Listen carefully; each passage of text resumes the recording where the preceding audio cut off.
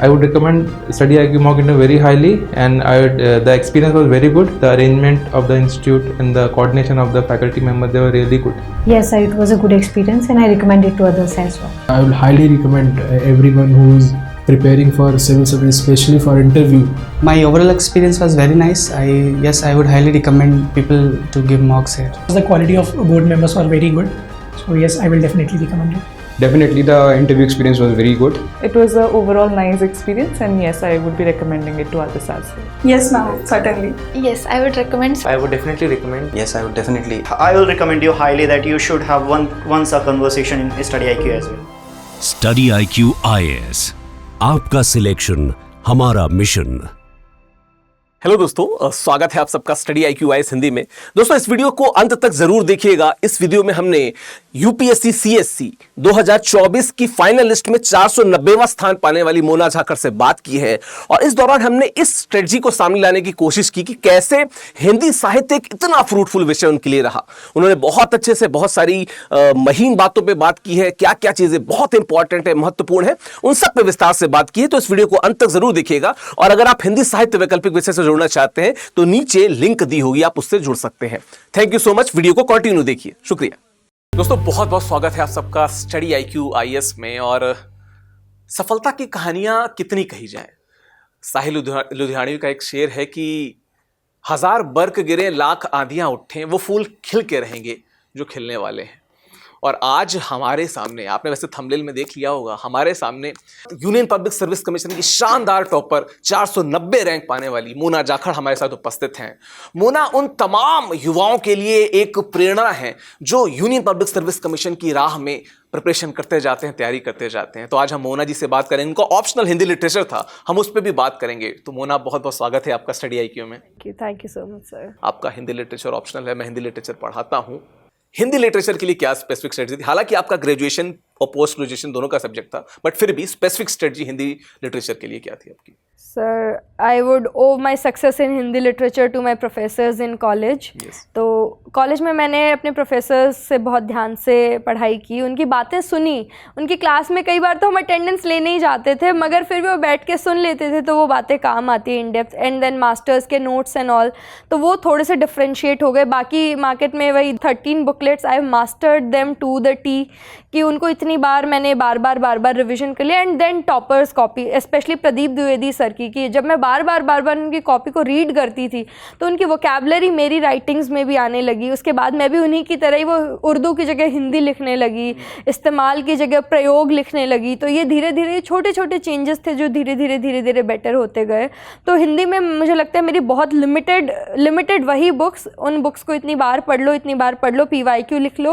और प्रदीप द्विवेदी सर की कॉपी में डेली एक कॉपी भी 3 से 4 बार पढ़ती थी। और मुझे लगता है लास्ट के 1 महीने में तो मैंने उसको इतना ज़्यादा पढ़ा है कि रवि सिहाग सर और प्रदीप द्विवेदी सर की कॉपी को मैंने इतना रिपीटेडली पढ़ा है कि मतलब मुझे था कि मुझे ऐसा सा कुछ प्रोड्यूस कर देना एग्जाम में, वो हो चाहे ना हो, कोशिश तो इतनी ही करनी है। तो ऑप्शनल के लिए भी मेरा वही bare minimum is the key, bare minimum will take you to heights in this exam. और ऑप्शनल में तो बहुत सारे कॉमन क्वेश्चंस भी आते हैं। खैर, आपने जो कॉपी की बात की, मैं भी क्लासेस में अक्सर बच्चों को टॉपर्स की कॉपी या एटलीस्ट अच्छे बच्चों की कॉपियां मैं शेयर करता हूं कि क्या चीज़ें आप बेहतर कर सकते हो। आपने द्विवेदी जी की बात की, वो भी मेरे यूनिवर्सिटी से ही थे, और निश्चित तौर पे बहुत कुछ टॉपर से सीखने को है, इसीलिए आपसे मैं बात भी कर रहा हूं। जैसे हिंदी साहित्य के थोड़ा पेपर पे हल्का सा बात करता हूं। पेपर 1, पेपर 2, प्रश्न पत्र 1, प्रश्न पत्र 2। प्रश्न पत्र 1 में जो पहला पार्ट है, जहाँ पे हम हिंदी भाषा और देवनागरी लिपि का इतिहास देखते हैं, बहुत से लोग कहते हैं कि वो मैथ्स के जैसे नंबर आता है। आपकी स्ट्रेटजी में ये प्रश्न पत्र 1 भाग 1, इसका क्या रोल था? ये कितना इंपॉर्टेंट था आपके लिए? वो प्रश्न पत्र 1 भाग 1 वो भाषा से रिलेटेड, और भाषा पे कितना ही कर लो 200 पेज से ऊपर के नोट्स हो ही नहीं सकते हैं। तो जब 150 नंबर में से कोशिश है कि 80 से 100 नंबर आ सकते हैं, तो घोट लो उसको, एकदम अच्छे से कर लीजिए। क्योंकि अगर मेरा तय था कि मुझे पेपर 1 के पार्ट 1 से ही 2 क्वेश्चंस अटेम्प्ट करने हैं और पार्ट 2 से 1 करना है, चाहे पेपर आसान आए चाहे मुश्किल आए, तो उस हिसाब से वो चीज़ें, क्योंकि उसमें लिखना भी कम पड़ता है कि अगर आपको ध्वनि का उच्चारण भी बताना है तो क ख ग ग ड़, कंठ, तालु, मूर्धन्य ध्वनियाँ, ये सब आपको बहुत अच्छे से, पेपर जल्दी पूरा हो जाता है, इससे पेपर छूटता नहीं है। क्योंकि आपको वही क ख ग ग ड़ आप इतने देर में लिखेंगे तो वो हो जाना ही है उस तरीके से। अगेन हिंदी लिटरेचर में तो कुछ बदला ही नहीं है, मुझे लगता है पिछले 40 सालों में वही सिलेबस चल रहा है, वही क्वेश्चंस चल रहे हैं। आज भी वो गोदान में किसानों की जो हालत है, महाकाव्यात्मक उपन्यास है, प्रेमचंद का दृष्टिकोण है, उन्हीं सब के बारे में पूछ रहे हैं। तो मास्टर दैट, पहले से ही आंसर रट जाओ। मैं तो कह रही हूँ ऑप्शनल तो ऐसी चीज़ है ना, और उसमें पार्ट ए कि अवहट की विशेषताएं बताइए। अब अवहट की विशेषताएं 50 साल पहले भी वही थी, 50 साल बाद भी वही है। ऑलरेडी 1000 साल पहले का इतिहास है वो तो। 1000 साल पहले का इतिहास है। तो जब आपको ऑप्शनल आपको इतनी एज दे रहा है ना कि उसमें करंट का कुछ है ही नहीं, utilize that to your strength, because current affairs was not my strength. मैं उसके लिए वही, मैं तो बेयर मिनिमम के रास्ते निकालती थी कि जहाँ अच्छा कर रही हूँ उसको बेटर कर लूँगी, कि strengthen your strength and remedy your weaknesses. तो I use to remedy my weakness, तो उसमें कि बस हो जाए कि उसमें अटकूँ ना और बाकियों में एक्सेल कर जाऊँ। That's how I proceeded with this. तो वही कि जो बेसिक क्वेश्चंस है रिपीटेड है। आज भी वो मैला आंचल में, वही आंचलिक उपन्यास में कि अंचल में क्या समस्याएं हैं, वो आंचलिक उपन्यास राष्ट्रीय स्तर पर खरा उतरता है कि नहीं उतरता है, रेणु का क्या दृष्टिकोण था, नई कहानी आंदोलन क्या है, घूम फिर के सवाल वही होंगे। दिव्या में वो महिलाओं की स्थिति ही पूछेंगे, दिव्याओं में वो महिलाओं की स्थिति से ऊपर नहीं जाने वाले हैं। भारत दुर्दशा में वो नवजागरण कालीन हिंदुस्तान की बातें करेंगे, तो जब महाभोज में करप्शन की बातें करेंगे, राजनीतिक द्वंद्व की बातें करेंगे, जब नागार्जुन की बात करेंगे तो जन कवि के बारे में। इस बार जैसे नागार्जुन पर सवाल आए थे, मैं इतना खुश हो गई कि अच्छा इतना डाइवर्स सवाल है कि वो वही। अब आपने जब कोटेशंस याद कर रखे, अब आपने बातें तो याद कर लिया, थोड़ा सा लिखने के बाद थोड़ा ज़्यादा कोटेशन दे दीजिए कि कैसे वही 4 गुलाबी चूड़ियाँ, एक प्राइवेट बस का ड्राइवर है तो क्या हुआ।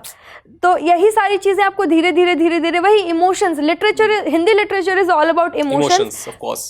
Coupled with objectivity it can do wonders for you. Last time भी जो मेरा इंटरव्यू कॉल था उसकी शेयर इकलौती वजह थी कि हिंदी लिटरेचर में मेरे मार्क्स आ गए थे, जबकि मैंने हिंदी लिटरेचर को ही सबसे कम समय दिया था, क्योंकि मुझे लगा था ये तो मैं लिख लूँगी, और जीएस में समय दिया पर कुछ हुआ नहीं। इस बार मैंने थोड़ा ज़्यादा समय हिंदी लिटरेचर को दिया है, तो देखते हैं क्या होता है।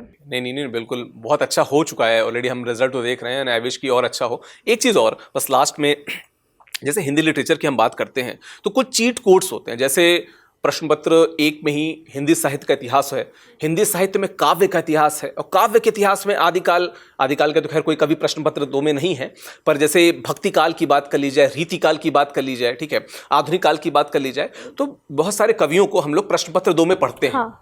तो क्या आपने भी वही स्ट्रेटजी अपनाई थी कि हमने हिंदी साहित्य के इतिहास के साथ में ही उन कवियों को पढ़ लिया? हालांकि आपने यूजी पीजी में भी पढ़ा हुआ है, हाँ। फिर भी बहुत से स्टूडेंट ऐसे भी देख रहे हैं जिन्होंने शायद यूजी पीजी में न लिया हो, दूरस्थ रूप से देख रहे हो, तो उनके लिए कुछ एक चीट कोड या स्पेसिफिक स्ट्रेटजी हो तो आप अगर आप बता सको तो।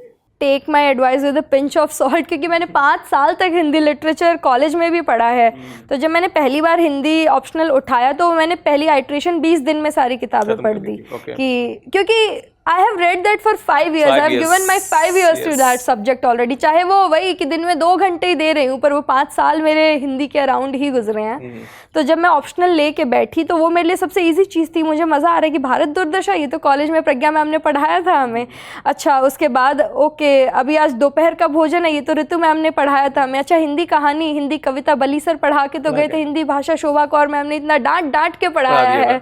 तो ये सारी चीज़ें जब हमें याद आती थी तो चीज़ें बहुत आसान हो गई मेरे लिए।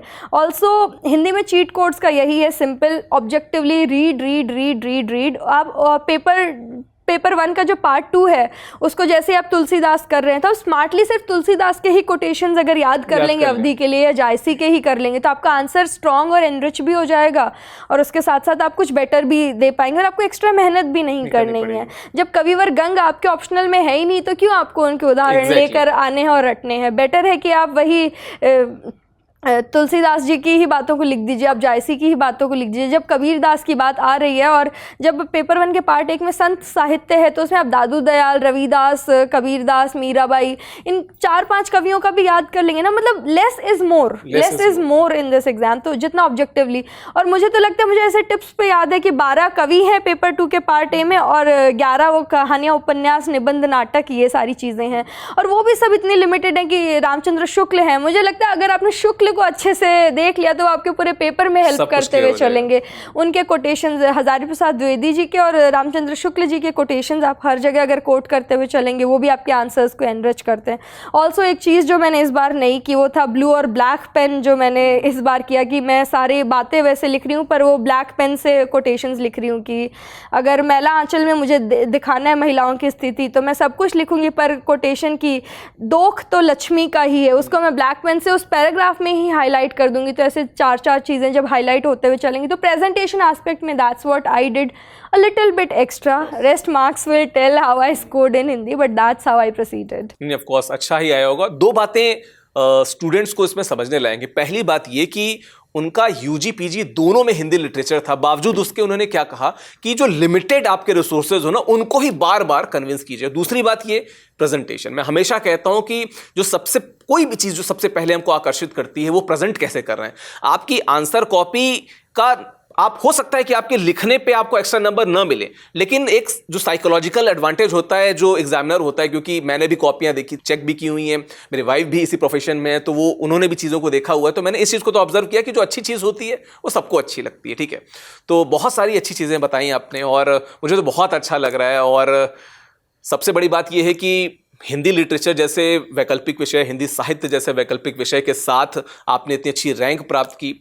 आई विश कि आप जो चाह रही हैं कि इंडियन एडमिनिस्ट्रेटिव सर्विसेज वहाँ तक आप पहुँचो, इसी अटेम्प्ट में आप पहुँच जाओ तो बहुत अच्छी बात है। भविष्य में अगर आप जाओगे तो भी अच्छी बात है। बहुत बहुत शुभकामनाएं आपको। और मैं एक चीज़ कहूँगा कि चंद्रगुप्त नाटक है, आपने पढ़ा ही होगा अपने बीजे में, और प्रयाण गीत में जब जयशंकर प्रसाद लिखते हैं कि अराती सैन्य सुंध में सुबाड़ वाग्नि से जलो, प्रवीर हो जयी बनो, बढ़े चलो। आपको बहुत बहुत शुभकामनाएं और ऑल द बेस्ट। आपको और आगे देखना चाहता हूं, शुभकामनाएं। आप सबका भी बहुत बहुत धन्यवाद। लेकिन लास्ट अगर आप कुछ स्टूडेंट को कहना चाहें, मैंने धन्यवाद पहले कह दिया, आपसे एक बार कहना था, हाँ अगर आप लास्ट के कुछ मोटिवेटिंग वर्ड्स बच्चों को कहना चाहें तो लास्ट के यही कि less is more in this exam, catch the bare minimum and master that bare minimum. आपको कम पढ़ना है, ऐसा नहीं है कि आपको कम पढ़ना है, आपको कम चीज़ें पढ़नी है पर उनको इतना ज़्यादा पढ़ लेना है कि वो आपको एकदम रटी हुई हों। ऑल्सो मेहनत का इसमें कोई विकल्प है नहीं, स्मार्ट वर्क आप ढूंढ के फिर उस पर हार्ड वर्क लगाइए कि आपने सोर्सेस कम फाइनल किए हैं बट उसको फिर हार्ड वर्क से भर दीजिए, क्योंकि मेहनत का इस एग्ज़ाम में कोई विकल्प नहीं है। मेंस में write as much as you can, prelims में solve as much as you can PYQs and all, do not flunk CSAT and do not mark easy questions wrong in GS। So that's all I would say. And also हो जाएगा, you just need to believe and also you have to be very objective कि even after giving interview 2/3 बच्चे हैं जो they could not make it into the list. So you have to be objective कि this exam is also a factor of luck as well. After वो lottery ticket है जो आप बहुत मेहनत करोगे उसके बाद मिलेगी और फिर यू विल वेट कि अब नंबर लगता है कि नहीं लगता है। So you have to also be well prepared with other backup plans as well. I would say that okay this is your dream, pursue it with passion but also be prepared for the worse and for the good and that's how you will sail through. And also detachment, निष्काम कर्म। पहले मैं भी सोचती थी कि बिना कर्म की इच्छा के मैं कर्म करूँ कैसे, मगर धीरे धीरे जब डिटैचमेंट हो गया ना कि जो होगा देख लेंगे, अभी तो पढ़ लेते हैं one day at a time, तो उस अप्रोच से I think when I got detached from the results and the outcomes, that's when I harnessed the results. So that's what I would say, that लगे रहो but be objective and be smart enough to gauge कि कहाँ रुकना है और कहाँ आगे बढ़ना है। बहुत ही गंभीर शब्द, और लास्ट में जो आपने कहा कि पास नहीं तो दूर होंगी, मंजिलें ज़रूर होंगी। तो बहुत बहुत धन्यवाद मोना आपका, एंड आप सभी का भी बहुत बहुत धन्यवाद देखने के लिए।